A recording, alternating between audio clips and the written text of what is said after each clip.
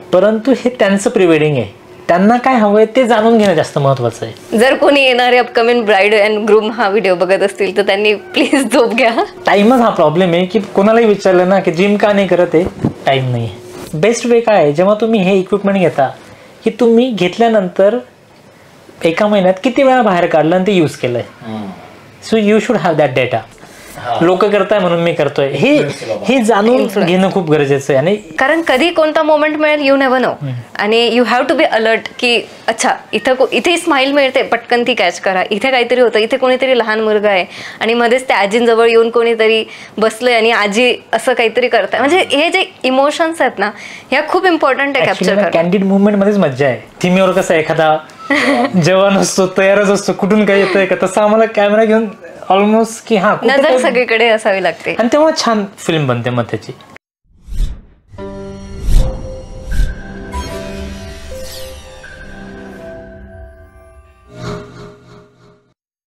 नमस्कार, मी नितीन वाघ. बायोस्कोप गप्पामध्ये आपलं पुन्हा एकदा स्वागत आहे. मित्रांनो, आपल्या प्रत्येकाकडे आजकाल स्मार्टफोन्स असतात. त्या प्रत्येक स्मार्टफोनमध्ये उत्तम कॅमेरे असतात. त्यामुळे आपण प्रत्येकजण अगदी प्रोफेशनल फोटोग्राफर किंवा व्हिडिओग्राफर नसलो तरीसुद्धा अतिशय उच्च दर्जाचे फोटो असतील किंवा आपण व्हिडिओज शूट करू शकतो. पण तरीसुद्धा काही स्पेशल मोमेंट्स जेव्हा आपल्या आयुष्यात येतात, जसं की लग्न असेल, मुंज असेल किंवा डोहाळे जेवण असेल, तर अशा मोमेंट्सच्या वेळी आपण सगळेच फोटो किंवा संपूर्ण शूट आपल्या स्वतःच्या वैयक्तिक मोबाईलने करत नाही, तर आपण प्रोफेशनल्सना इन्व्हाइट करतो. आजच्या व्हिडिओमध्ये आपण अशाच मित्रमैत्रिणींसोबत गप्पा मारणार आहोत, ज्यांचं पॅशन फोटोग्राफी आहे, ज्यांचं प्रोफेशन फोटोग्राफी आणि व्हिडिओग्राफी आहे. आणि आज त्यांचा जो ब्रँड आहे, तो ब्रँड पुण्यातला एक महत्त्वाचा ब्रँड म्हणून एस्टॅब्लिश झाला आहे. त्यांच्या क्षेत्रामध्ये त्यांनी एक उत्तम नाव कमावलेलं आहे. आणि त्यामुळेच हे जे क्षेत्र आहे फोटोग्राफीचं किंवा व्हिडिओग्राफीचं, याचे जे वेगवेगळे पैलू आहेत याच्याबद्दल आपण जाणून घेणार आहोत. तुम्हा दोघांचं बायोस्कोप गप्पांमध्ये खूप खूप स्वागत. खूप खूप धन्यवाद आम्हाला इन्व्हाइट केल्याबद्दल. तर थोडीशी ओळख करून देतो. तर ही आहे माझी मैत्रीण लतिका भोसले आणि तिचे हसबंड मितेश खैरनार. तर आपल्या प्रेक्षकांना तुम्हीच सांगा की नेमका तुमचा ब्रँड काय आहे, तुमची कंपनी, आणि तुम्ही काय करता नेमकं. येस, तर आम्ही फोटोग्राफी सर्व्हिसेस कंपनी आहोत. आमच्या ब्रँडचं नाव आहे क्लिक शॉवर. क्लिक शॉवरची पण एक वेगळी गंमत होती. आम्ही ब्रँड नेम जेव्हा विचारात घेत होतो की नक्की आता आपलं ब्रँड नेम काय ठेवायचं, तर आम्हाला असं वाटतं की आपण अशी बरसात करूया लोकांवर फोटोजची, खूप छान छान मेमरीज त्यांना कलेक्ट करून देऊ. मग त्यांच्यावर बरसात म्हणून शॉवर करणं म्हणून मग आम्ही क्लिक शॉवर असं ब्रँड नेम ठेवलं होतं. तर असे क्लिक शॉवर नावामागची स्टोरी आहे. आणि आम्ही फोटोग्राफी सर्व्हिसेसमध्ये म्हणजे आम्ही weddings, pre weddings, maternity shoots, newborn shoots, त्याच्यात फोटोज आणि व्हिडिओज अशा दोन्ही गोष्टी आम्ही प्रोव्हाइड करतो. पण आता आपण त्या ब्रँडबद्दल जाणून घेणार आहोत. पण त्याच्या आधी मला तुम्हाला विचारायचं आहे की तुम्ही म्हणजे प्रोफेशनल याच्या संदर्भातलं काही शिक्षण घेतलं आहे का, तुम्ही यूट्यूबवरून बघून केलं का, म्हणजे काय तुमचं अकॅडमिक्स काय आहे तुमच्या दोघांचं? तर माझं शिक्षण खरं तर फोटोग्राफीशी अजिबातच संबंधित नाही आहे. मी माझं ग्रॅज्युएशन आणि पोस्ट ग्रॅज्युएशन दोन्ही स्टॅटिस्टिक्समधून केले आणि त्याच्यानंतर मी फोटोग्राफीकडे स्विच झाले. फोटोग्राफीकडे स्विच होण्याचं कारण मला आधीपासून हे क्षेत्र खूप आवडायचं. मला आर्ट फील्डमध्ये काहीतरी करायचं होतं. पण आर्टमध्येच काहीतरी करायचं म्हणून मी डिझाईन किंवा बाकी गोष्टी करायचा विचार केला होता. पण त्याच्यात परत फॉर्मल एज्युकेशन घेण्या इतकं माझ्याकडे खरं तर वेळ नव्हता, कारण ऑलरेडी माझं पोस्ट ग्रॅज्युएशन होईपर्यंत आपलं एज बऱ्यापैकी झालेलं असतं. आणि माझा भाऊ या फील्डमध्ये होता, त्याच्यामुळे मी त्याचा कॅमेरा हँडल करणं, मध्ये त्या सगळ्या गोष्टी एक्सप्लोर केलेल्या होत्या. आणि मला हे तर नक्की कळलं होतं की हे आपल्याला आवडतं आहे करायला. तर मग आर्टमध्ये येण्याचं कारण तर माझा भाऊ, कारण त्याचा कॅमेरा मी एक्सप्लोर केला होता म्हणून मी फोटोग्राफी चूज केलं. कारण मला ते जेन्युइनली आवडत होतं, मी एन्जॉय करत होते ती प्रोसेस.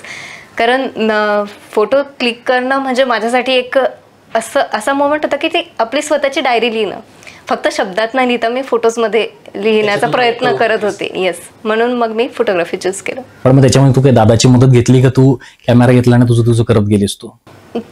हो, त्याने मला सुरुवातीला ऑब्व्हियसली टेक्निकल गोष्टी मला त्याने शिकवल्या आणि मग थोडंसं बेसिक नॉलेज त्याच्याकडून मिळाल्यावर मी माझं एक्सप्लोअर केलं. आणि नंतर तर मितेशचं लग्न झाल्यानंतर त्याने मला काही गोष्टी शिकवल्या आणि मी सेल्फ टॉट, मग यूट्यूबवरनं इकडून तिकडून मी रोज नवीन अभ्यास करत, मी अजूनही रोज शिकत असते. एवढी वर्ष झाली आता. पण ही फील्ड अशी आहे ना की जोपर्यंत तुम्ही अपडेट नाही राहात तर काही मजा नाही याच्यात. रोज नवीन नवीन शिकायला पाहिजे. रोज नवीन मी यूट्यूब व्हिडिओज बघून किंवा बुक्स वाचून, फोटोग्राफीचे बरेचसे बुक्स मी वाचून मग मी हे नॉलेज मिळवलं. आणि तुझं मितेश? की माझी स्टोरी खूप थोडी वेगळी आहे. मला लहानपणापासून चित्रकलेची आवड होती. But being from the middle class family, आणि ऑब्विसली त्याच्यात पॅरेंट्सचाही दोष नसतो, कारण की त्यांना माहिती नसतं की करिअर याच्यात होऊ शकतं. आणि आपण लहानपणापासून तेच बघितलेले, डॉक्टर, इंजिनियर, वकील. तर आई वडिलांचं स्वप्न होतं की असं काहीतरी व्हावं आपल्या मुलांनी. बहीण झाली वकील, मग मुलाचं काय, इंजिनिअरिंग किंवा डॉक्टर. मग एक इंटरेस्टिंग स्टोरी आहे, थोडी मोठी आहे पण मी थोडी शॉर्ट करून सांगतो. ती माझे 12वीचे पेपर होते. त्यावेळेस मला पहिल्यापासून माझ्या डोक्यात होतं की मी गॅप घ्यायचं आहे, कारण की मेडिकलला जायचं आहे, डॉक्टर व्हायचं आहे. पण घरच्यांना सांगण्याचं ध्येय नव्हतं होत की सांगू कशा. पण अल्टिमेटली एक्झाम आली 2 महिन्यावर. पण म्हटलं आत्ता नाही सांगितलं तर मग नंतर तर सांगूच नाही शकणार. वडिलांना सांगायला मी घाबरत होतो, कारण की वडील खूप स्ट्रिक्ट होते. आईला सांगितलं. म्हटलं आई तर आरामातच, म्हणजे शी विल बी कन्व्हिन्स्ड असं वाटलं होतं. पण दॅट वॉज शॉकिंग की आई म्हणे नाही असं नाही चालणार. मग ते ऐकून मी शॉक झालो. म्हटलं आई तर सपोर्ट करेल आणि आई वडिलांना कन्व्हिन्स करून घेईल. पण इथं उलटच झालं की आई म्हणे नाही, तू तर गॅप घेऊच देणार नाही. पण तुला गॅप घ्यायची का होती, म्हणजे काय करायचं होतं नेमकं? मराठी मीडियममधून होतो आपण. जेव्हा आपण 11वी मध्ये जातो तेव्हा मीडियम चेंज, सगळं इंग्लिशमध्ये येतं लगेच. म्हणजे पहिले 6 महिने असे होते की काहीच समजत नव्हतं काय चाललंय. उभं राहून गेलो मी, कारण की अशी सवय नाही ना, कारण की स्कूलमध्ये टॉप 3 मध्ये, टॉप 5 मध्ये राहण्याची सवय ना. आपल्याला काहीच समजत नाही बाबा हे काय चाललंय. मग अचानक उभं राहून गेलो. सर म्हटलं मला काहीच समजत नाही. मग त्यांनी विचारलं की मराठी मीडियममधून आहे का. म्हटलं हां. होतं म्हणे असं. तू फक्त बस म्हणे, फक्त लक्ष देऊन ऐकत राहा, हे ऑटोमॅटिकली हा प्रॉब्लेम सॉल्व्ह होईल. मग ते एक कारण होतं की तेवढा कॉन्फिडन्स नव्हता की मी एका अटेम्प्टमध्ये खूप चांगले पर्सेंटेज काढू शकेल. तर मग इथं मी अशी स्ट्रॅटेजी लावली होती की ह्या वर्षी आपण सपोज 12 चॅप्टर असेल किंवा 10 चॅप्टर असेल तर आपण अर्धे चॅप्टर आत्ता खूप छान करायचे आणि पुढच्या वर्षी अर्धे चॅप्टर, मग चांगले मार्क्स पडतील आणि आपण. मग आईने वडिलांना सांगितलं, वडिलांनी ऐकलं नाही. मग जायला लागलो वगैरे. मग शेवट सर्व पेपर, आता असंही नाही करू शकत, उत्तर येते ना आपण लिहित नाही, नुसतं बसून राहिलो. सर्व पेपर, शेवटचे 2 पेपर होते. मग तेव्हा मी खूप विचार केला. आणि तेव्हाचा नियम असा होता, जर तुम्ही पासआउट झाले ना तर तुम्ही पुन्हा पेपर नाही देऊ शकत. तो नियम खूप विचित्र होता. मी त्याची सखोल माहिती काढून आलो होतं की असं होतं का. म्हटलं कमी मार्क्स पडले तर परत देऊ, पण नो, वन्स युअर पासआउट तुम्हाला रिअटेम्प्ट नाही करता येत. मग शेवटच्या पेपरला मी सर्व पेपर लिहून अशा रेषा मारून आलो. आयुष्यभर म्हटलं आपण नापास. म्हटलं ठीक आहे, आता शिवाय खाऊन घेऊ पण आयुष्य तरी चांगलं होईल ना. मग घरी आलो, शेवटचा पेपर झाला आणि पप्पांना सांगितलं की मी असं करून आलोय. त्यांना एक्सपेक्टच नव्हतं की असं कधी केलेलं नव्हतं यांनी, हा असं कसं वागतोय.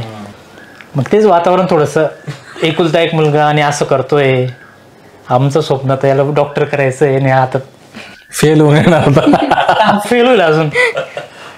आम्ही गृहीत धरलेलं की फेल. मग एक्झाम झाली वगैरे, मग रिझल्टची डेट आली. रिझल्ट बघितला, pass. That was a surprise for me. उत्तर बरोबर लिहिली होती ना. उत्तर बरोबर होती. मग मी आमच्या प्रिन्सिपलकडे घेऊन, कंप्लेंट काय होती माझी की मी पासच कस काय झालो. आता त्यांना लोक म्हणतात मी नापास कस काय झालो ही कंप्लेंट असते, तर मी पास कस काय झालो ही कंप्लेंट होती. पण मग त्यांनी थोडा तपास केला वगैरे, पण त्यांचं असं म्हणणं होतं की अशी एक केस होती. पण त्या केसमध्ये असं होतं की जर कोणी आता सपोज मी पेपर लिहून गेलो की कोणी दुसऱ्यांनी काट मारून गेलं असेल, तर मग याचं आयुष्य का आपण वाया घालायचं. याला आपण फुल मार्क न देता काठावर तरी पास करून देऊ की ऍटलीस्ट वर्ष नको वाया जायला. मग माझं असं झालं, तुम्ही वर्षाने वाया घातलं, माझं आयुष्यच वाया घातलंय. काठावरच झालं. त्यापेक्षा जे येत होतं ते सगळं लिहून आलं असतं तर जास्ती मार्क्स तरी पळाल्या. म्हणजे माझं ना घर का ना घाट का.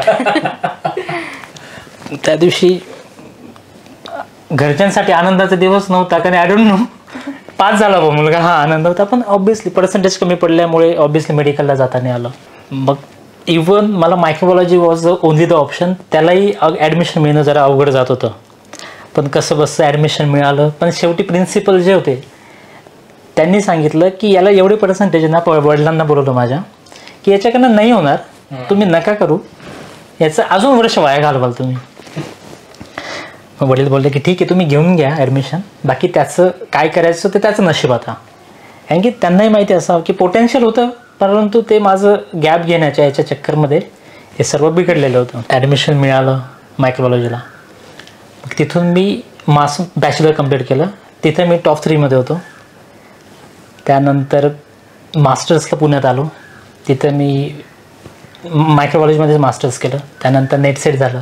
आता PhD करतोय, तर काही दिवसातच सबमिट करेल. पण मग याच्यामध्ये फोटोग्राफी कधी आली?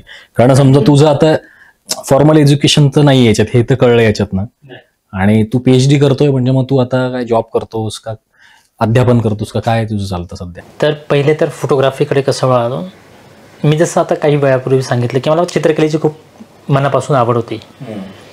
तर ती बहुतेक माझी एक फोटोग्राफीमधून आता बाहेर पडत असावी आणि त्याच्यात खूप आनंद मिळतो. त्याच्यामुळे फोटोग्राफी प्रोफेशनमधून जे मला सॅटिस्फॅक्शन मिळतं आहे ते खूप जास्त आहे ॲज कम्पेअर टू जे मी काही केलं आहे आजपर्यंत. आणि डेफिनेटली आता PhD का केलं मग, जर असं करायचं होतं. आईवडिलांचं स्वप्न होतं की मुलांनी डॉक्टर व्हावं, हे एक फर्स्ट. आता सध्या मी जॉबही करतो आहे, पण त्यामुळे थोडीशी धावपळ जास्त होते. जॉबही हँडल करायचा, सॅटर्डे संडे शूट्स असतात. ठीक आहे, पण मग तुम्ही नंतर क्लिकशॉवर नावाचा ब्रँडने तुमची कंपनी तुम्ही एस्टॅब्लिश केली पुण्यामध्ये. पण काय की आत्ता तुमचा एक ब्रँड आहे, आता तुम्हाला एक व्हॅल्यू आहे पुण्यामध्ये. पण जेव्हा आपण एखाद्या क्षेत्रात नवीन असतो तेव्हा आपल्या नावावर तेवढं प्रोफाईल नसतं आणि नवीन क्लायंट मिळवणं तेव्हा खूप डिफिकल्ट जातं. की बरं असं आहे की आता समजा त्याच्या आधी तुम्ही जी काही फोटोग्राफी करत असाल तर तुम्ही कदाचित नेचर फोटोग्राफी असेल किंवा तशा तत्सम काहीतरी करताल. डायरेक्ट कोणाला तरी जाऊन असं नाही म्हणत आपण की चला मी तुमचं लग्न अटेंड करतो, डायरेक्ट सगळं कॅप्चर करतो वगैरे. तर पहिला क्लायंट तुम्ही कसा मिळवला मग? तर ऑब्व्हियसली अशा केसेसमध्ये काय होतं की जेव्हा आपल्याला फर्स्ट क्लायंट हवं असतं तेव्हा एकदा आपलं कोणीतरी फ्रेंड असतं ज्यांना माहिती की हे आपले छान फोटो काढून देतात. ते कुठे एखाद्या ट्रिपला गेलं की यांनी आपले छान फोटो काढून दिले, मग एखादा बेसिक इव्हेंटला असंच झालं होतं. ॲक्च्युली एक नितेशची कलिग होती जी छान फ्रेंड पण होती. मग तिचं मॅटर्निटी होतं. तर ज्या दिवशी आम्ही ॲक्च्युली पुण्यात शिफ्ट झालो, मी लग्नानंतर आम्ही असं पुण्यात शिफ्ट झालो, मी आले आणि दुसऱ्या दिवशी आम्ही तिचं शूट केलं होतं. तर आम्हाला पण आमचा पहिलाच एक्सपिरियन्स होता, कारण अरेंज मॅरेज नंतर आम्ही असं पहिल्यांदा सोबत शूट करणं, आमचं बॉन्डिंग होतंय नाही होतंय, कितपत कसं चाललंय. बट दॅट वॉज गुड की आम्हाला कळलं की आपण हे करू शकतोय दोघं पण सोबत. तर मी मोस्टली त्यावेळेस आर्ट डिरेक्शन आणि सगळ्या गोष्टी, तिचे कॉस्ट्युमचे कलर्स किंवा कसं हवं काय हवं ते सगळं बघितलं आणि मग मी नितेशने तेव्हा शूट केलं होतं आणि अशी आमची सुरुवात झाली. सो म्हणजे फ्रेंड्स आणि फॅमिलीकडनं आम्ही आधी काही प्रोजेक्ट्स केले. मग आता तुम्ही जास्ती कोणत्या जेनरमध्ये जास्ती एक्सप्लोर करता सध्या? म्हणजे pre wedding, post wedding, maternity, new born, कुठलं जास्ती? ऍक्च्युली आम्ही ह्या 4 कॅटेगरीजमध्ये शूट करतो, पण मोस्ट प्रोबॅबली आमचा जास्त फोकस प्री वेडिंग आणि वेडिंगवर आहे. तर ती क्लायंट जास्त आहेत आमच्याकडे की weddings, pre weddings, even maternity also. पण तुम्हाला काय कारण वाटतं याचं की लोक प्री वेडिंग का करत असावेत? काय कारण असेल बरं त्याचं? म्हणजे आपण जेव्हा बघतो की ही फार अलीकडे आलेली संकल्पना आहे, म्हणजे गेल्या 5-10 वर्षांपूर्वी म्हणूयात आपण, आता ती गावोगाव रुचली आहे. कुठल्याही खेडोपाडी पण आता प्री वेडिंग करतात लोक, आपापल्या कुवतीनुसार सगळं करतात. तर मला असं म्हणायचं की आता जसं सुरुवातीला इंट्रोडक्शनमध्येच मी म्हणालो की प्रत्येकाकडे मोबाईल आहे आणि अगदी साध्यातला साधा मोबाईल असेल तर बेसिक फोटोग्राफी त्यातनं करता येते. म्हणजे फोटोग्राफी म्हणायचं की नाही हा एक वेगळा अँगल असू शकतो त्याला, कारण त्याच्यात मोस्ट प्रॉबेबली आपण फक्त कॅप्चरच करतो, म्हणजे बटन दाबत असतो की क्लिक करतो. बट स्टील जर मी प्री वेडिंग करतोय तर माझ्याकडे एक बजेट आहे अर्थातच. तर ज्या अर्थी मी एवढा पैसा लग्नावर किंवा प्री वेडिंग फोटोशूट आणि या सगळ्या गोष्टींवर करतो त्या अर्थी माझ्याकडे सफिशियंट एक चांगली क्वालिटी असलेला कॅमेरा म्हणजे मोबाईल असेल एवढं तर एक गृहीत धरू शकतो आपण. मग तरी लोक बाहेरच्यांना आपण हायर करतो. तर पण मग याची गरज काय? म्हणजे स्वतःच्या मोबाईलमधून ते कॅप्चर करूच शकतात ते, पण मग प्रोफेशनल्स हायर करतात आणि त्याचं फार छान शूट करतात, सगळं अरेंज करतात, कारण ही मोठी इकॉनॉमी आहे.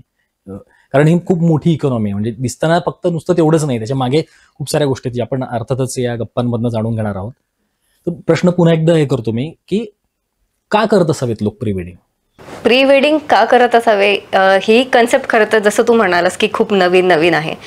खूप पण नाही म्हणता ना, पण नवीनच आहे.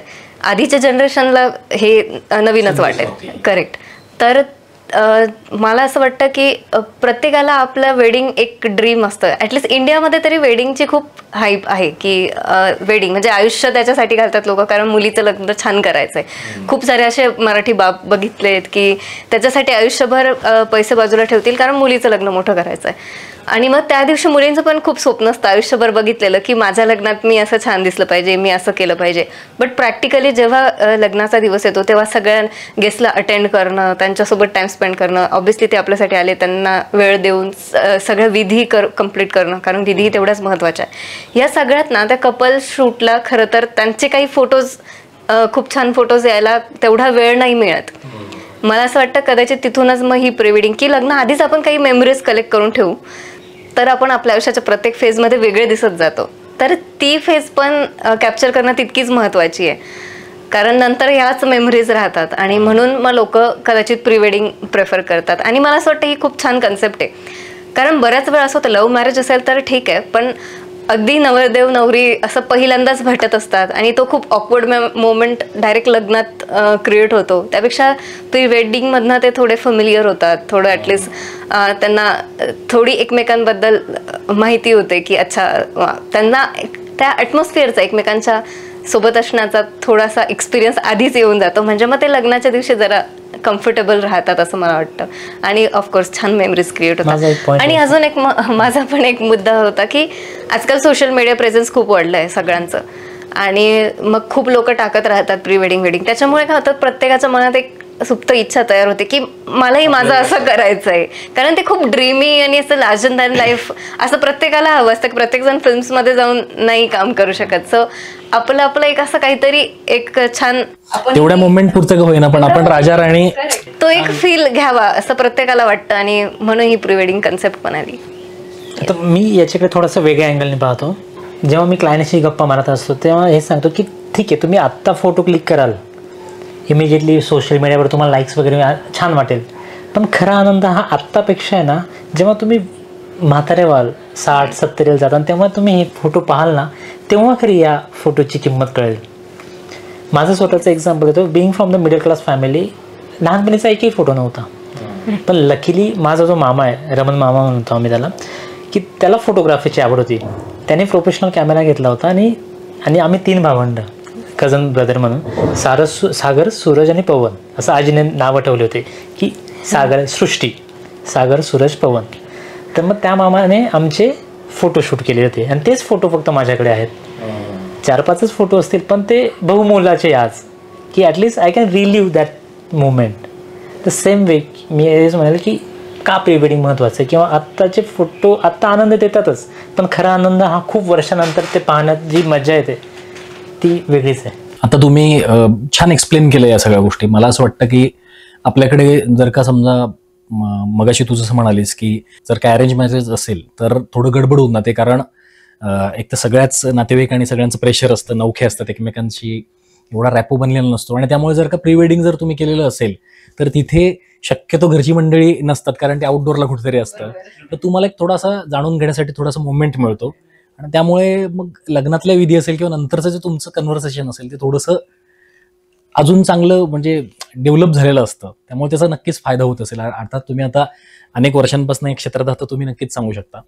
तर आता जेव्हा तुम्ही प्री वेडिंग किंवा कुठल्याही प्रकारचं शूट असेल, समजा आता आपण स्पेसिफिकली प्री वेडिंगवर बोलूयात फक्त, की तुम्ही तुमची स्वतःची काय तयारी असते त्याच्यासाठी, तुम्ही काय काय प्रिपरेशन करता? म्हणजे असं तर होत नाही की ही तारीख मिळाली बाबा काय 24 एप्रिल आहे आणि उचललं सगळं सामान आणि गेलो डायरेक्ट 24 एप्रिलला आणि करून आला, असं तर नसेलच होत अर्थात.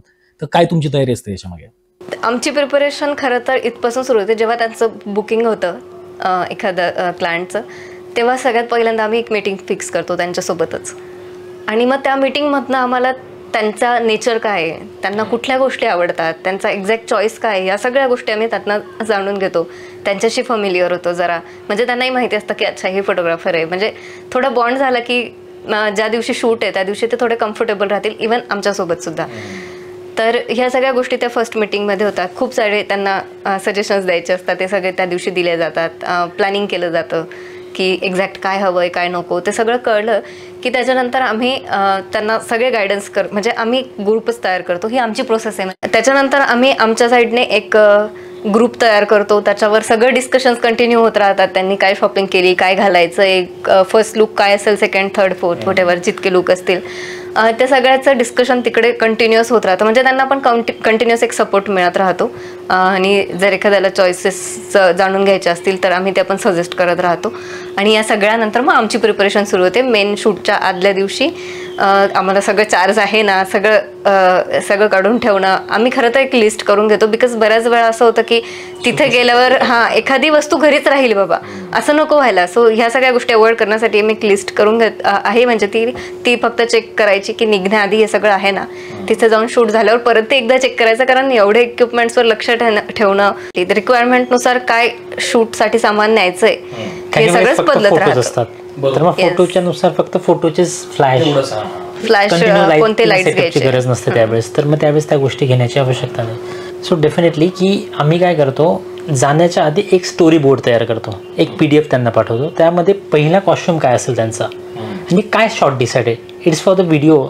कारण की बऱ्याच वेळा काय होतं, 1 किंवा 2 दिवसामध्ये व्हिडिओ प्रोडक्शन आणि फोटो करणं इट्स खूप अवघड प्रॅक्टिकली.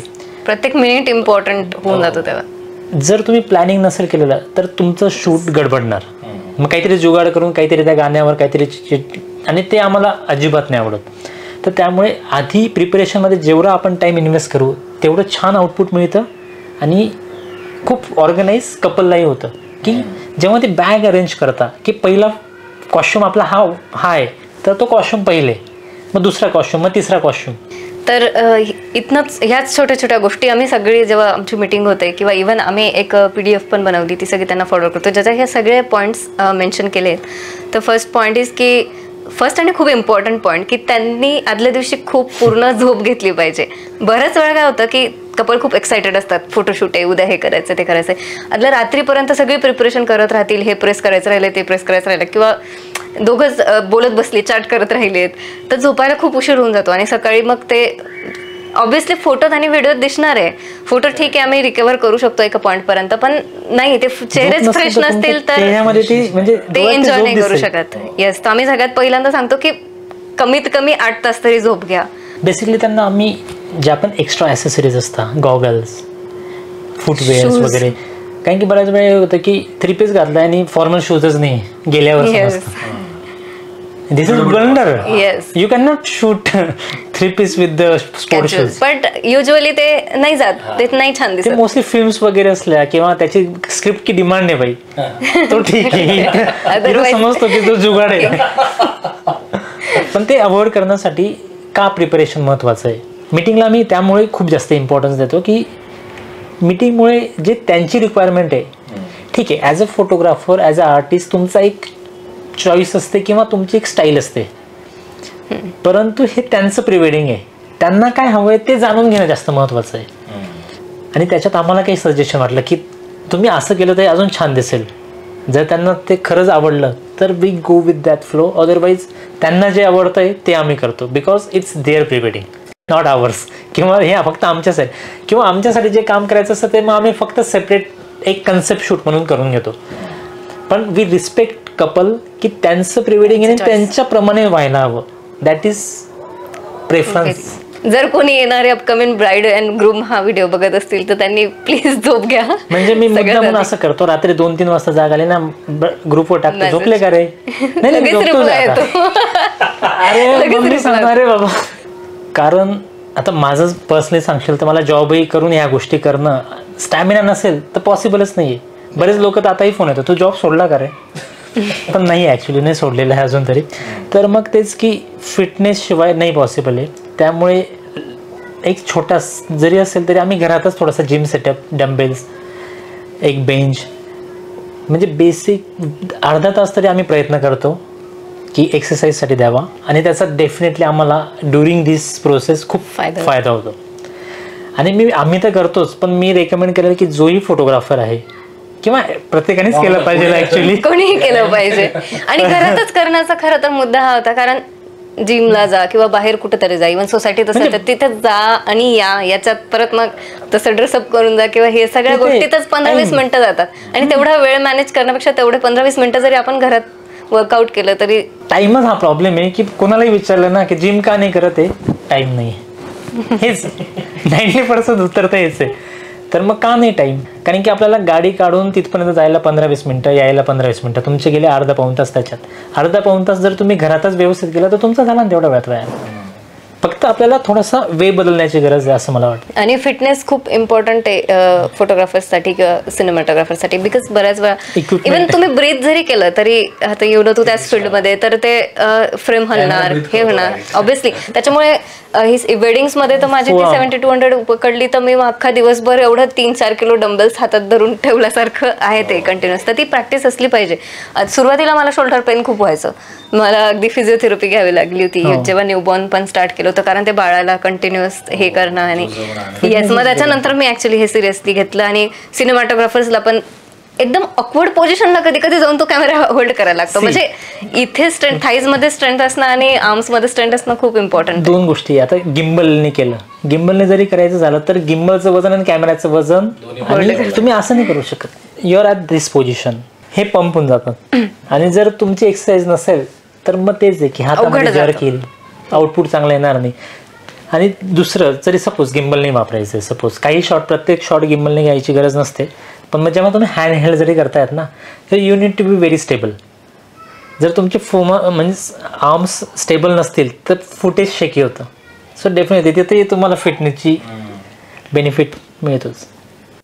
म्हणजे जनरली 2 वे असतात कुठल्या प्रोफेशनचे, विशेषतः या प्रोफेशनचे, की बाबा इक्विपमेंट जे आहेत ते प्रचंड महागडे असतात आणि तेवढी त्यांची काळजी घ्यावी लागते. त्यामुळे काही लोक प्रिफर करतात की इन्व्हेस्ट न करता रेंटने घेतात आणि ते काम भागवतात. काही लोक असे असतात की नाही, मला माझं हक्काचे, मग मला कधीही कसंही केव्हाही वापरता येईल आणि मला जेव्हा जसं हवंय तसं मला ते वापरता येईल त्या पद्धतीने. तुम्ही काय प्रिफर करता, म्हणजे रेंट की काय सेटअपचं? मोस्टली वी प्रेफर की परचेस करणं. आजपर्यंत मला नाही वाटत की आम्ही काहीही गोष्ट रेंट केली असावी. फोटोग्राफी हा बिझनेसच आहे की इट्स अन एक्सपेन्सिव्ह अफेअर. प्रत्येक आपली हौस स्वस्तातली असू शकते की मला ही हॉबी आहे आणि तिला काही खर्चच नाही बाबा, पण असं फोटोग्राफीत होत नाही. याच्यात खूप इन्व्हेस्टमेंट करायला लागते. आणि आम्ही सगळं बाय केलं आहे बिकॉज आम्ही शुअर होतो की आयुष्यभर हे करायचं आहे आपल्याला. आणि ती शुअरिटी जशी जशी मिळत गेली. इव्हन आजही आम्ही, आता जेव्हा कोणतंही इक्विपमेंट घ्यायचं असतं लाखामधलं, लतिका खरंच आपल्याला करायचं नाही आयुष्यभर. डेफिनेटली. कारण की काय होतं ना, मी बरेच मित्रही बघितले की याने घेतला तो फोटोग्राफी करतो म्हणून मी कॅमेरा घ्यायचा, DSLR घेतला, चेक केला, 2 फोटो काढले, घरात पडलाय, 6 महिने त्याला हातच नाही लावला. So that is not your. आणि सेम मी माझ्यावर पण ट्राय केलं आहे की जेव्हा मी पहिला कॅमेरा घेतला होता की इव्हन मलाही चेक करायचं होतं की मला खरंच मनापासून आवडतंय का नुसतंच लोक करताय म्हणून मी करतोय, हे जाणून घेणं खूप गरजेचं आहे. आणि बेस्ट वे काय आहे, जेव्हा तुम्ही हे इक्विपमेंट घेता की तुम्ही घेतल्यानंतर एका महिन्यात किती वेळा बाहेर काढलं आणि ते यूज केलंय. So you should have that data. पण जर तुम्ही ॲटलिस्ट महिन्यातून 15 दिवस जरी ॲटलिस्ट काढला, काही शूट केलं तर मग आहे. कारण की तेच की आज म्हणजे एक फ्लॅट येऊन जाईल त्या किमतीचा, तेवढं आपल्याला इन्व्हेस्टमेंट केली गेली ते जाणवत नाही. पण आणि सर्वात अवघड गोष्ट म्हणजे टेक्नॉलॉजी बदलते. Yes, you have to be upgraded. म्हणजे आज असं नाही ना की आज 2 कॅमेरे घेतले आणि आम्हाला आता आयुष्यभर 3 वर्षात, 4 वर्षात, 5 वर्षात आउटडेट. HD होतं, 4K आलं, परत 8K येईल. म्हणजे जे मी 4-5 वर्षापूर्वी खूप असं दगड ठेवून जी इन्व्हेस्टमेंट केली होती ती आज आता सर्व नवीन घ्यावं लागतंय. पण फायदा काय होता, जेव्हा मी सांगितलं की आम्ही परचेस केलंय, याच्यामध्ये तुमचं आय नो की कॉस्टिंग जाते, पण त्याच्यामुळे 2 फायदे की जेव्हा आम्ही कोटेशन देतो तर तिथं आम्ही मार्केटपेक्षा फ्लक्च्युएट करू शकतो. कारण की रेंटल कॉस्ट आमचं त्या मोमेंटसाठी तरी नाही. I know EMI is there, पण पर्टिक्युलर रेंटल कॉस्ट नाही आहे. त्याच्यामुळे we can offer a competitive rate. That is one advantage. दुसरं ॲडव्हान्टेज, सपोज आता उद्या मला 3 वाजता रात्री निघायचे प्री वेडिंगसाठी. इक्विपमेंट घेण्यासाठी मला ट्रॅफिकमधून 2-2.5 तास जायचं, तिथून आणायचे. तुमचा टाईम आदल्या दिवशीचा. जर तुम्हाला लेट झालं तर तुम्हाला एक्स्ट्रा रेंट द्यावं लागतं, जाणं येण्याचा टाईम वगैरे. मी भरपूर ॲनालिसिस केलं. त्याच्याचमुळे वी डिसाइडेड की रेंट नको करायला. आय नो की थोडंसं टफ जातं की इन्व्हेस्टमेंट करणं, कारण की कोणतेच इक्विपमेंट एवढे स्वस्त नाही आहे. प्रत्येक इक्विपमेंटची इज व्हेरी डिसेंट कॉस्ट. तर त्यामुळे आय नो की जातात पैसे, पण तुम्हाला ते खूप कम्फर्ट होतं. Even for the concept shoot. I know जेव्हा आम्ही कमर्शियल शूट करतोय तेव्हा कुठून तरी म्हणजे एक पर्टिक्युलर बजेट आहे, त्याच्यामधून आपल्याला रेंटल कॉस्ट जाते. पण जेव्हा आम्हाला स्वतःला जे आवडीचे शूट करायचे असतात, जे की मी काही वेळापूर्वी सांगितले की जेव्हा आम्ही प्री वेडिंग करतो तर त्या क्लायंटला काय हवं आहे ते डिलिव्हर करायचं आहे आम्हाला. पण बऱ्याच वेळा असतं की आम्हाला हे क्रिएट करायचं आहे. त्यावेळेस थोडंसं अवघड जातं आहे रेंट करणं, की आपल्या फॅशनसाठी परत आपण रेंट करायचं नाही, गोष्ट करायची. पण जेव्हा तुमच्या घरात इक्विपमेंट असतात की ते ॲज अ आर्टिस्टला खूप इझी जातं, की त्याचा मूड असेल तेव्हा त्याला ते just handpick and do your content. आणि घरात तू एक्सप्लोर पण करून बघू शकतो. तुला जेव्हा वाटेल तेव्हा सेटिंग चेक करणं असेल, हे करून बघू, ते करून बघू. रेंटने तेवढा वेळच नसतो, एक्सपेरिमेंट नाही करू शकत आणि तेवढा वेळ नसतो. किंवा जसं तू मगाशी म्हणाला की एखादं लोकेशन तुमच्यासाठी नवीन असेल. आय थिंक तो मुद्दा आपला तिथेच राहिला की तुमच्यासाठी नवीन असेल तर तुम्ही तसं त्यावेळेस कसं प्रिपरेशन करतात. आम्ही थोडा अभ्यास करून जातोच ऑब्व्हियसली, पण हा जो अनुभव आता इतक्या वर्षात जमा झाला आहे आणि तेव्हा अगदी लोकेशन बघितल्यावर नजर फिरवली तेव्हाच कळतं की अच्छा इथे ही फ्रेम आहे, आपण इथून कॅमेरा सेट केला, इथे कपल शूट उभं केलं की असं असं मिळू शकतं. किंवा जे काही पॉसिबिलिटीज आहे ते फक्त एकदा बघितल्यावर पटकन लक्षात येतं. हेच जेव्हा आम्ही सुरुवातीला स्टार्ट केलं होतं तेव्हा इथे स्ट्रगल व्हायचं. तर हा जो एक्सपिरियन्स आहे आणि ही एवढी जी महागडी इक्विपमेंट्स आहे या सगळ्याचं मिळून एवढा चार्ज. तर म्हणजे लतिकाला मी नेहमी हा सांगायचो, यार जेव्हा छान छान वेडिंग फिल्म किंवा प्री वेडिंग बघायचो, यार ह्या फ्रेम्स लोकांना कशा इमॅजिन होतं, कसं काय सुचतं, हे आपल्याला का नाही सुचत आहे. हे म्हणजे 8 वर्ष म्हणजे 7 वर्षापूर्वीची गोष्ट आहे की काय करावं लागेल. मग मी काय एक्सपेरिमेंट केला की जेव्हा मी कुठेही फिरतोय, काही फ्रेम आहे आणि मी म्हणजे एक थिंकिंग चालू केलं की जर इथे कपल असेल तर इथे मी काय करू शकतो कपलकडून रॅन्डमली. जरी मी कुठे एखाद्या बस स्टॉपवर बसलोय, कुठे फिरायला गेलोय, कपल नसेल वगैरे काही नाही, पण जरी तिथली समोरची फ्रेम पाहायची आणि इमॅजिन करायचं की काय करू शकतो. किंवा कधी कधी एखाद्या लोकेशनला काहीच नसतं, इथे काय करू शकतो, इथून बेस्ट आउटपुट कसं काढणार, इथून बेस्ट आउटपुट नाही, फक्त आकाश आहे, मग होडणी घ्यायची ती उडवायची, व्हॉटएव्हर जे पण काय करू शकतो. आणि हे त्या फोटोग्राफरच्या इतक्या वर्षाच्या एक्सपिरियन्सने आलेलं असतं. त्यामुळे ते कोटेशन जे म्हणता की नुसतं क्लिक करणं नसतं ते, आणि म्हणूनच तुम्ही हायर करता. आणि दुसरी गोष्ट म्हणजे इक्विपमेंट कॉस्ट. म्हणजे जर नुसतं रेंट जरी काढलं, आता जेव्हा आम्ही नेतो आणि मी जस्ट असंच ॲनालिसिस केलं की आपण एका प्री वेडिंगला एक बॅगमध्ये काय काय नेतो, त्याचं रेंट किती आहे, 15-20 हजार तर फक्त रेंट जातं. 2 दिवसाचं असेल तर तुमचे 40,000 फक्त तुमचे इक्विपमेंटचे कॉस्ट झाली. नंतर एक्सपर्टीज, ज्या व्यक्ती शूट करतात त्यांची इतक्या वर्षाच्या एक्सपर्टीजची cost, then post production, editing, त्यानंतर अल्टिमेट इज जेव्हा आपण सर्व करून दिल्यावर लोक म्हणतात की याचं गाणंच बदलून द्या. शूट होतं, एडिटरकडे जातं आणि त्याच्यानुसार आम्ही त्यांना शॉर्ट्स देतो की असं असं स्टोरी लाईन आहे, त्याच्यानुसार एडिटर खूप मेहनत घेऊन ते बनवतो. मग ते आम्ही क्लायंटला पाठवतो. आणि कधी कधी असं नेहमीच होतं असं नाही, खूप रेअर केसेस, पण असं प्रत्येक फोटोग्राफरचा एक्सपिरियन्स असावा. आणि मी ज्यांच्याशी डिस्कस केलं त्यांनी हे एक्सपिरियन्स मला, म्हणून मी तुला शेअर करावं असं वाटतं की क्लायंट म्हणतो एक काम कर, गाणंच बदलून टाक. त्यावेळेस असं वाटतं की पण जेव्हा आपण एखादं कोणतंही गाणं पाहतो, त्याचे लिरिक्स आणि त्याचं इमोशन जर ते मॅच नाही झालं तर ते पाहणाऱ्याला अपील नाही होत ना. आम्ही आधी प्रिपरेशन तशी केलेली आहे, शॉर्ट डिव्हिजन तसं केलंय, तसं शूट केलेलं आहे ते डोक्यात ठेवून की अच्छा हे लिरिक्स म्हणून एखादं स्पेसिफिक शॉर्ट घेतलेलं आहे आणि ते सगळं हलतं नंतर सगळं बसत नाही मग त्या गाण्यावर. तर आमची टीम असते खूप, आम्ही सगळे टीममेट्स जे आहेत त्यांचं सगळं इक्विपमेंट्स सगळ्यांनी कॅरी करायचे, आपले इक्विपमेंट्सवर लक्ष ठेवायचं. किंवा एक पर्सन असतो आय विल सजेस्ट की ज्यांना पॉसिबल आहे त्या सगळ्यांनी टीमनी तर एक असिस्टंट ठेवावा की जो आपले इक्विपमेंट्स बघणार आहे पूर्ण वेळ. कारण सगळेजण सगळे कामं करायला लागले तर ते अटेन्शन डिवाइड होऊन जातं आणि बेस्ट आउटपुट नाही येऊ शकत. तो सगळं एक जण आहे जो फक्त इक्विपमेंट्स बघेल, जो तो त्याचे कॅमेरेज आणि जे ते आहे ते कॅरी करून ते शूट करणार. हां, आणि जसं तू म्हणाला की तुमची खूप हे होत असेल की धावपळ, आता काही प्लॅन नाही आहे वेडिंगमध्ये, डेफिनेटली एक वर्क फ्लो असतो की याच्यानंतर हे होणार जे आहे ते आम्हाला माहिती असतं शेड्यूल की कोणत्या वेळेस काय होणार आहे. बट स्टील वेडिंग फोटोग्राफीमध्ये कधीच फोटोग्राफर रिलॅक्स नाही राहू शकत की कारण कधी कोणता मोमेंट मिळेल यू नेव्हर नो.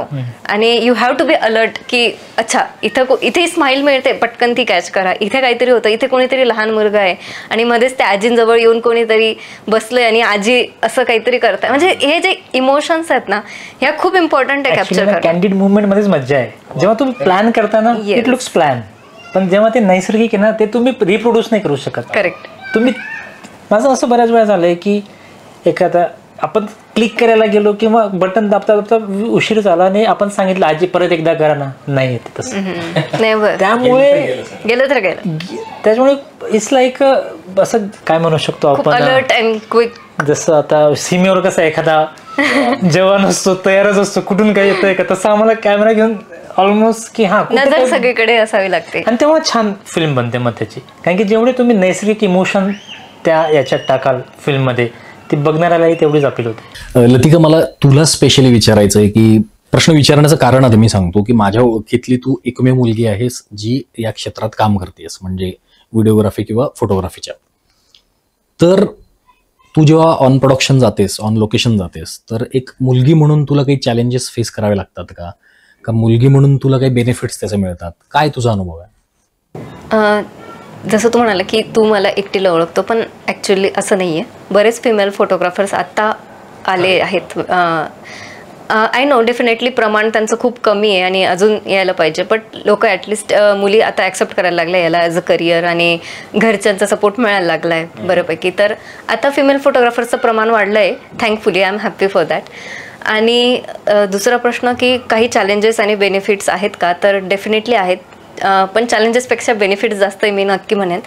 माझा अनुभव असा आहे की बऱ्याच वेळा असं होतं की सपोज मी मटर्निटी शूट करते किंवा इवन प्री वेडिंगही असेल, तर ती एकटी मुलगी तिथं आहे आणि बाकी सगळी फोटोग्राफरची टीम सगळे मेल, इवन तिचा हजबंड मेल, जे पण सगळे असणार ते सगळे. आणि मग तिला खूप इंटरमिडिएट फील होऊ शकतं किंवा कम्फर्टेबल नाही वाटत अशा वेळेस. आणि अजून मटर्निटी असेल तर बरेच प्रॉब्लेम्स असतात की नाही आता नाही होते, आता मी दमली आहे. मटर्निटीचं तर आपण डिस्कस केलंच, पण इव्हन जेव्हा ब्राईड प्री वेडिंग जरी असेल तर त्यावेळेस ट्रॅव्हलिंगमध्ये असेल किंवा बरेच मेकअपचे इश्यूज झाले, काहीतरी फिक्सच करायचं आहे, ड्रेसचं चैनच लागत नाही आहे, खूप सारे इश्यूज असतात ड्युरिंग द शूट. आणि या सगळ्या गोष्टी डिस्कस करायला त्यांना जर कोणीतरी एक कंपनी किंवा फिमेल फोटोग्राफर असेल, इव्हन स्टार्टिंगपासूनच कम्फर्ट तो तिथून बिल्ड होतो की अच्छा एक फिमेल फोटोग्राफर आपल्यासोबत आहे.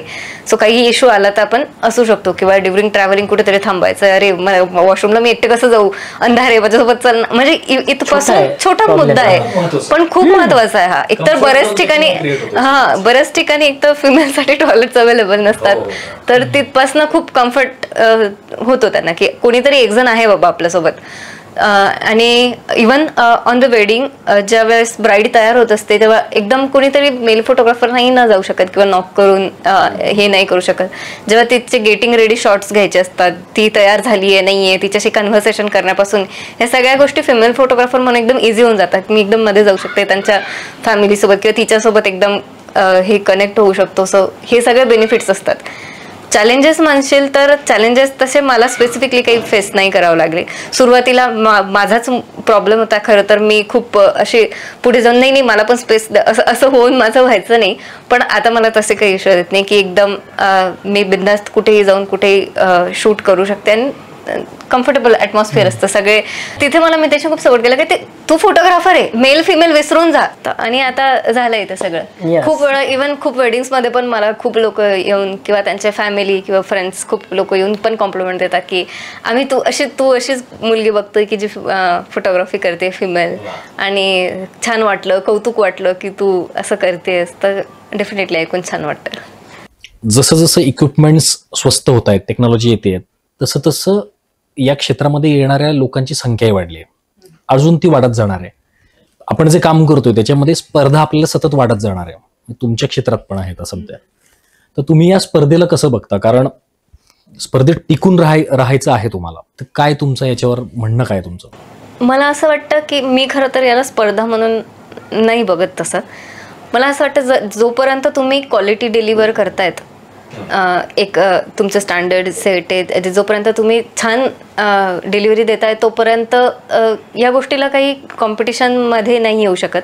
And second very important point की जशी आधी तेवढा अवेअरनेस नव्हता, जसं आपण म्हणलो आधी प्री वेडिंग्स नव्हते, आधी खूप गोष्टी नव्हत्या, आधी न्यूबॉर्न्स नव्हते, खूप सारे नवीन नवीन गोष्टी आजकाल इंट्रोड्यूस होत आहेत. आता आजकाल तर प्रत्येक मंथ वाईज बर्थडे सेलिब्रेट करतात, त्याचं शूट करतात.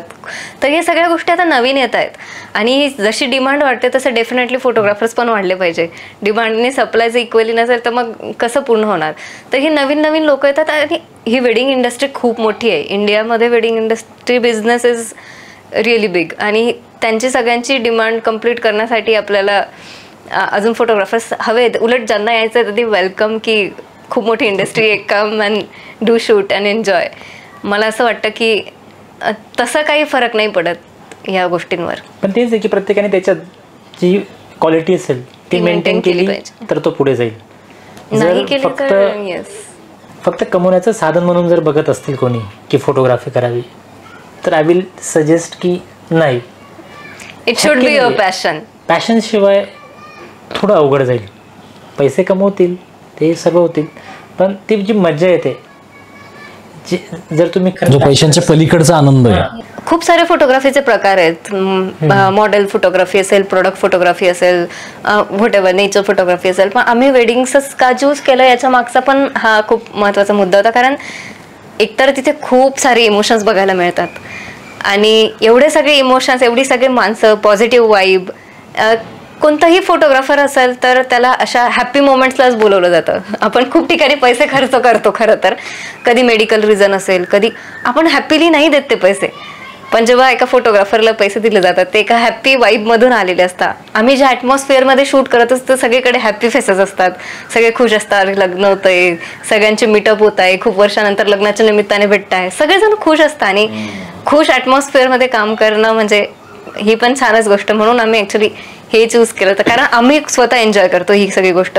एवढे सगळे इमोशन्स असतात, आई वडिलांना भरून आलेलं असतं की मुलगी जाणार आहे, पण त्याच वेळी ते खुशही असतात की अरे आता ती इतकी मोठी झाली की तुझं लग्न होतंय, ज्याचं आपण एवढे वर्ष स्वप्न बघत होतो. म्हणजे इतके मिक्स्ड इमोशन्स कॅप्चर करायला मिळतं ना, तर त्याचाच मला खरं आनंद वाटतो. ऍक्च्युली कसं आहे की आता म्हणजे मला एक छान वाटतंय गप्पा मारताना की पॉझिटिव्ह अप्रोचने तुम्ही या सगळ्या बिझनेसकडे, पॅशनकडे बघताय.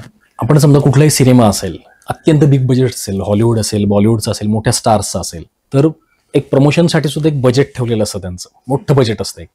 पण जर का सिनेमात दम नसेल तर ते प्रमोशन सुद्धा वाया जातं. म्हणजे ते एखाद दुसरा असू शकतो सिनेमा की ज्याच्या प्रमोशनमुळे चालून गेला, बट अदरवाईज मोस्ट प्रॉबेबली हे आहे की जर लोकांना आवडला तर लोक माउथ पब्लिसिटी करतात, एकमेकांना सांगतात, रेकमेंड करतात. आणि आपण जसं ऑफ कॅमेरा मागाशी थोड्याशा गप्पा मारतो त्याच्यामध्ये असं होतं की तुमचे बहुतांशी म्हणजे 95% जे क्लायंट्स आहेत ते माउथ पब्लिसिटीने एकमेकांना रेकमेंड करून ते सगळं इतकं की वेळ नाही बाबा आपल्याला एका वेळेला. म्हणजे तुला मला सांगायला आवडेल, आजपर्यंत आम्ही मार्केटिंगवर 6 वर्षात 0 रुपये खर्च केला, एकही रुपया नाही. तरी सुद्धा we are getting enough client, continue shoots असतात आणि मोस्टली रेकमेंडेशन. एकाचं काम केलं त्यांनी 5 लोकांना सांगितलं, तिथून आले की त्याच्यामुळे छान वाटतं की आपण छान काम करतोय म्हणून लोक रेकमेंड करतात. माउथ पब्लिसिटी खरं तर क्लिक शॉटसाठी खूप इम्पॉर्टंट होती. बिकॉज आम्ही जसं तुला म्हटलं की फ्रेंड्सचं केलं आणि मग तिथून आमचा फर्स्ट प्रोजेक्ट सुरू झाला. मग आणि तिने अजून खूप जणांना रेकमेंड केलं बिकॉज शी वॉज हॅपी की तिला जे आउटपुट मिळालं होतं ते ती खुश होती. आणि असे करत करत मग आम्ही केलं. पण जेन्युअनली आम्ही मार्केटिंगवर नाही, ही चुकीची गोष्ट आहे. फोटोग्राफर्सनी खूप केली पाहिजे, मार्केटिंग केली पाहिजे, सोशल मीडिया प्रेझेन्स असला पाहिजे, पण खरं तर आमच्याकडनं ते मेंटेन नाही झालं. Business and marketer is different. Artist बनवतो, आपलं काम करतो, पण विकणं हे तर ते प्रयत्न करतोय आम्ही, तो आस्पेक्ट पण याच्यामध्ये आणण्याचा पण बघूया. बट स्टील माउथ पब्लिसिटीनेच आम्ही एवढे बिझी आहेत. सो वी आर हॅपी की सगळे क्लायंट्स अजून 4 लोकांना रिकमेंड करतात आणि त्यातनंच इतके कामं आणि इतके प्रोजेक्ट्स आणि होतात. सर्वात छान काय वाटतं जेव्हा आम्ही डिलिव्हरी करतो कोणताही एखादा प्रोजेक्ट झाला आणि त्याच्यानंतर जेवढा एक मोठा मेसेज येतो क्लायंटकडनं येस. की आम्हाला बघून रडू आलं, ते इमोशन्स पाहून किती छान कॅप्चर केले, किंवा असा मी फोटोज नव्हता बघितला माझा स्वतःचा.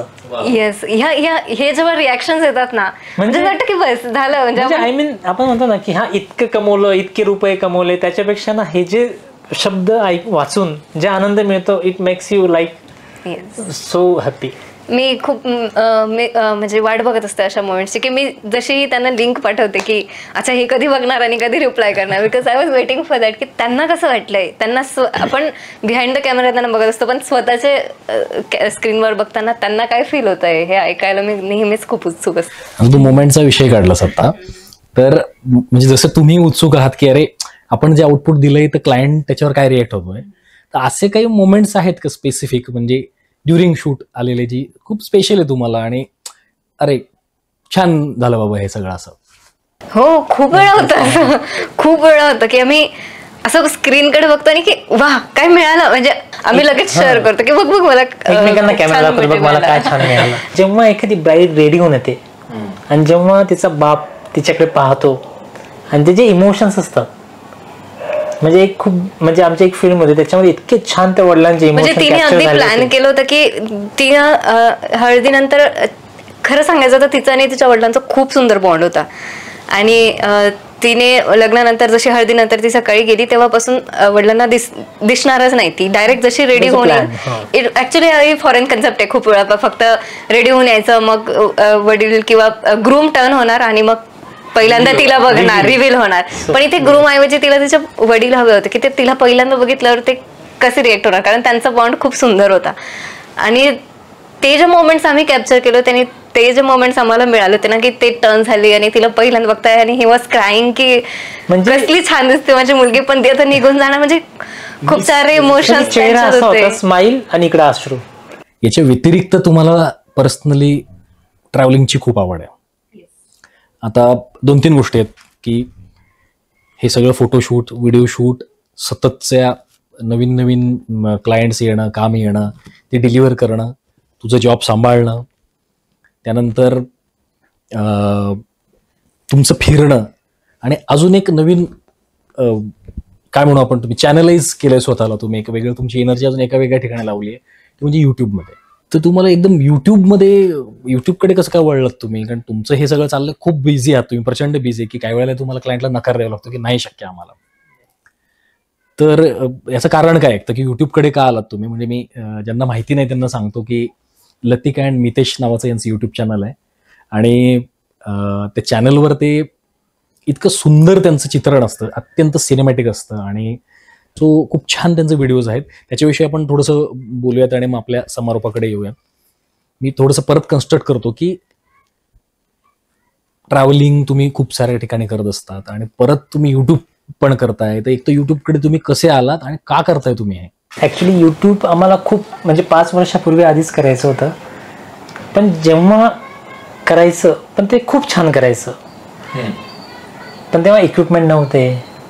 म्हणजे 1 वर्ष आमचं फक्त ड्रोन नव्हतं, याच्यामुळे कॅन्सल की आपण एवढ्या सुंदर डेस्टिनेशन्सला जातोय आणि ड्रोन शॉट नसेल कसं काय आपण क्लायंट म्हणजे खरं तर हे एक्सक्यूज आहे, पण एक्सक्यूज पण नाही म्हणता येणार मला नाही वाटत, कारण ते आमचं आय जस्ट वॉन्ट विजन. जेव्हा जे माझे सबस्क्रायबर असतील, व्ह्युअर्स असतील, त्यांना जी ट्रीट मिळायला हवी ती मिळायला हवी, म्हणजे तिथं काही कॉम्प्रोमाइज नसावं. बाकी सर्व झालेलं, ड्रोन नव्हता, पण लकीली ज्या दिवशी ड्रोन आला immediately we started our YouTube channel. कारण की कुठेही जेव्हा जाता, जेव्हा कोणतीही फिल्म पाहता, जेव्हा तो अँगल येतो, obviously there are different cameras, 35 mm lens, 85 different, पण जेव्हा एरियल, कारण की एरियल इज समथिंग आपण ते व्हिज्युअली रेग्युलर नाही बघत, एक लोकेशन एस्टॅब्लिश होतं जिथनं आपण आणि कधी बघत नाही आपण, कारण तो बर्ड आय व्ह्यू असल्यामुळे. आम्हाला हे का असं की खरं तर आम्हाला दोघांना फिरायची खूप आवड आहे. आम्हाला नवीन डेस्टिनेशन्सला जाऊन ते एक्सप्लोर करायला खूप आवडतं. मग तिथलं लोकल फूड, तिथले लोक, त्यांचं लाईफस्टाईल, आणि खरं सांगायचं तर ट्रॅव्हलिंगमधून ना खूप सारं शिकायला मिळतं. आपण एक व्यक्ती म्हणून खूप इव्हॉल्व्ह होत राहतो. नवीन गोष्टी आपल्याला कळतात की जगात काय चाललंय, आपण कुठे आहोत, आपल्या आजूबाजूचं एक स्पेसिफिक वातावरण असतं, स्पेसिफिक कल्चर असतं, पण डिफरंट कल्चर्स एक्सप्लोअर केल्यावर आपल्याला खूप नवीन गोष्टी कळतात. आपला इन शॉर्ट आपला पॉईंट ऑफ व्ह्यू खूप ब्रॉड होतो खूप गोष्टींकडे बघण्याचा. आणि मग मला असं वाटतं जर ट्रॅव्हल करतोच आहे तर आपल्या मेमरीज पण आपण क्रिएट केल्या पाहिजे. कारण तुम्ही सगळ्या लोकांची मेमरीज कॅप्चर करता. शूट करणंच हा माझा एन्जॉयमेंट कामच नाही आहे ना. काम हे माझ्यासाठी नाहीच आहे पहिला मुद्दा. से फॉर एक्झाम्पल काही 5 वर्षापूर्वी आम्ही लडाखला गेलो होतो. 100% मेमरीज पैकी आत्ता फक्त 20 ते 30% एक डोक्यात आहेत. पण जेव्हा आम्ही आज फोटो पाहतो तेव्हा आमचं यूट्यूब चॅनल नव्हतं, फक्त फोटोज होते, काही छोटे मोठे व्हिडिओज असतील. पण जेव्हा ते पाहतो तेव्हा ते परत रिफ्रेश होतं मनामध्ये. तेव्हा घडलेल्या खूप मोमेंट्स असतात ज्या फेड आउट होत जातात. जसं हे होतं तेव्हा काय ॲटमॉस्फिअर होतं, कसं व्ह्यू होता, काय बघितलं तर थोडंफार ढोबळमानाने लक्षात राहतं. आपण कसे दिसायचो 6 वर्ष एवढे फ्रेश, म्हणजे आपण जेव्हा ते फोटो किंवा व्हिडिओ व्हिजिट करतो ना एकदम फ्रेश मेमरी क्रिएट होते परत, की अच्छा आपण आपल्याला हे पण लोक भेटली होती, अरे हे पण झालं होतं, आपण विसरूनच गेलो होतो की अच्छा असं पण घडलं होतं. आणि ह्या सगळ्या गोष्टी म्हणून आम्हाला ट्रॅव्हल, जसं लतिकाने सांगितलं, बेनिफिट ऑफ ट्रॅव्हल डेफिनेटली प्रत्येकालाच माहिती आहे. पण जेव्हा आपण असं कंटेंट पाहतो, आता मलाही केव्हा जाणवलं जेव्हा मी जेव्हा लोक टाकत होते की लोक इथे जात आहे, इतकं छान छान मस्त सिनेमॅटिक शूट करताय, आणि त्याच्याने मी इन्स्पायर झालो. मी कोणाकडून मोटिवेट झालो, त्याच्यामुळे मी फिरायला लागलो, मी एन्जॉय करतोय. त्याचप्रमाणे मला असं वाटतं की आमच्या चॅनलवर जे लोक येतील त्यांनीही पाहावं. पण मला असं वाटतं की प्रत्येकाने कोविड नंतर ते समजलं, कोविड नंतर त्याचे इम्पॉर्टन्स कळलं की आज हे उद्या नाही, जिलो जिंदगी, करू आपण जाऊ. पण अगेन तेच की जे की आपले, मी तेच म्हणा की आई वडिलांना नाही करता आलं त्या गोष्टी, कारण की तेव्हाची लाईफस्टाईल वेगळी असावी, जबाबदाऱ्या वेगळ्या होत्या. परंतु आत्ताच्या सिच्युएशनमध्ये मी म्हणेल की तुमचं एज असताना जर तुम्ही फिरलात नाहीत ना, मग जेव्हा ते गुडघे दुखायला लागतात की होत नाही आहे, टाईम नाही मिळत आहे. म्हणजे आपण खरं तर खूप एक्सक्युजेस देतो, अरे हे नाही मिळते, अरे सुट्टी नाही मिळते, अरे जाऊ दे आज हेच झालं तेच झालं, किंवा फ्रेंड्सच नाही आले, खूप सारे एक्सक्युजेस असतात. म्हणजे बऱ्याच वेळा असंच होतं, आम्ही 4 लोकांना कॉल केलेले असतात, सर्व 4ही कॅन्सल होतात, मग आम्ही दोघंच असतो शेवटी. कोणी नाही आलं तरी आपल्याला जायचंय, आमचं तर फिक्स असतं. हे जेव्हा येतं ना देन यू आर ट्रॅव्हलर. म्हणजे फॉर दॅट मॅटर मी जरी नाही झालं तरी ती एकटी जाईल, किंवा मी नाही आली तरी मी एकट्या जाईल. इव्हन सोलो ट्रॅव्हलिंग खूप शिकवून जातं. पण ऑब्व्हियसली प्रत्येकाचा कम्फर्ट झोन वेगळा असू शकतो, पण ट्रॅव्हल करा एवढं माझं म्हणणं आहे. फॅमिली सोबत करा, फ्रेंड सोबत करा, एकटे करा, ट्रॅव्हल करा. ह्या गप्पांच्या आधी एक लिमिटेड पॉइंट ऑफ व्ह्यू होता माझा बघण्याचा, की वेडिंग फोटोग्राफी किंवा या प्रकारची जी फोटोग्राफी आणि व्हिडिओग्राफी आहे.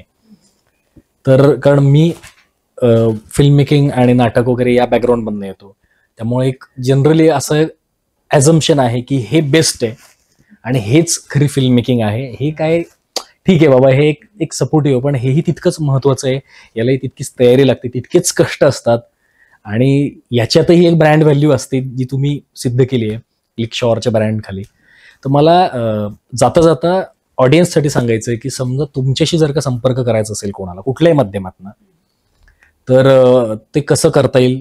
आणि म्हणजे डिस्क्रिप्शनमध्ये आपण सगळं देणारच आहोत, तुमचे सोशल मीडिया हँडल्स जे असतील ते, आणि थोडंसं यूट्यूब चॅनलबद्दल पण तुम्ही सांगा की काय त्याचं नाव आहे, काही सुटून गेलं असेल त्यांच्याकडनं तर त्यांना एकदा जरा बघता येईल की तुमचं यूट्यूब चॅनलवर तुम्ही कशा प्रकारचं जे बोलताय ते कशा प्रकारचं एक्सप्लोरेशन तुमचं आहे तिकडे. तर आमचं जे ब्रँड आहे क्लिकशॉवर, जर तुम्हाला आम्हाला त्याच्यासाठी संपर्क साधायचा असेल तर आमचं इंस्टाग्राम हँडल आहे त्याच्यासाठी, आणि त्याचं नाव आहे क्लिकशॉवर बाय LNM, जे तुम्हाला डिस्क्रिप्शनमध्ये लिंक मिळेलच. आणि जे आमचं यूट्यूब चॅनल आहे ट्रॅव्हल फिल्म्स, आम्ही त्याच्यावर अपलोड करत असतो, त्याचं नाव आहे Latika and Mitesh. It's very easy to remember. So yes, that's the information I guess. जेव्हा लतिका आणि मितेश चॅनल पाहतात, जे की मित्रमंडळी असेल, जे की आता नवीन सबस्क्रायबर असतील, प्रत्येकाची एक डिमांड होते की yes we are liking your this content, की खूप छान आहे, मस्त आहे. आणि ॲक्च्युली आम्हाला तेच करायचं होतं जे आम्ही आत्ता करत आहोत. पण बऱ्याच जणांची इच्छा होती की याच्या मागे काय चालतं, तुम्ही कसे जातात रॉ, की तुम्हाला आम्हाला रॉ बघायची इच्छा आहे, बिहाइंड द सीन बघायची इच्छा आहे. डेफिनेटली आमचं चॅनल हिंदी माध्यमातून आहे, जे की आमचं फिल्म ट्रॅव्हल फिल्मचं जे आहे. So we are planning to start our new channel, that is Latika and Mitesh unfiltered. लवकरच आम्ही ते सुरू करू की ज्याच्यात सगळं रॉ कंटेंट असेल, बिहाइंड काय करतो, आमचं काय असतं. तुम्ही दोघेही खानदेशचे आहात, तर मला असं वाटतं की जाता जाता जरा ऐरणीत काहीतरी आमच्या ऑडियन्ससाठी जर काही तुम्ही बोललात तर छान वाटेल मला. कारण मी ऐरणीमध्ये मी फ्लुएंट नाहीये, मी तावडे बोलू शकतो, मला कळते ऐरणी सगळे. मला एक सांगणं शबू, बायोस्कोप आर्ट या चॅनलवर इसन भलतं भारी वाटलं आहे ना. माले तर वाटीच राही ना, म्हणजे माले तर बायोस्कोपनं मी प्रत्येक व्हिडिओ देखस तेच ना, जो बी व्हिडिओ ते टाकतस मी मला बठ्ठा आवडतस.